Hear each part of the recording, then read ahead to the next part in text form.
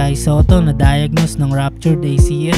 Kailangan niya magpagaling ng 6 na buwan. Isang nakakalungkot na balita para sa mga tagahanga ng ating pambato na si Kai. Na-diagnose si Kai Sotto ng anterior cruciate ligament o ACL matapos magka-injury sa laro kontra Seahorse Mikawa noong January 5. Inanunsyo ng kanyang koponan na siya ay inilagay sa injury list at magsisimula ng isang mahabang proseso ng rehabilitasyon. Kinumpirma ng diagnosis na kakailanganin ni Kaijo ng 6 na buwang rehabilitasyon kaya't siya ay mawawala sa mga laro sa loob ng matagal na panahon. Bad news ito mga kaboopers, lalo na't inaasahan na magiging mahalaga si Kai sa kanyang koponan at lalo na sa darating na laban ng Gilas kontra New Zealand. Dahil dito, hindi na rin makakalahok si Kai Sotto sa prestiyosong liga sa Asia, ang League Asia Rising Star Game na nakatakda sa January 18, 2025. Isa itong malaking kaganapan kung saan binibigyan ng pansin ang mga batang talento sa buong Asia at inaasahan sana si Sotto na magbibigay ng impresyon. Nag-post si Kai Sotto sa social media, sa X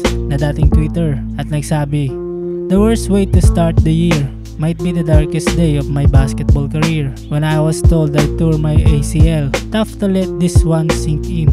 I appreciate all the love and support everyone has given me these past few days. I know God has a better plan for me and we just have to keep going."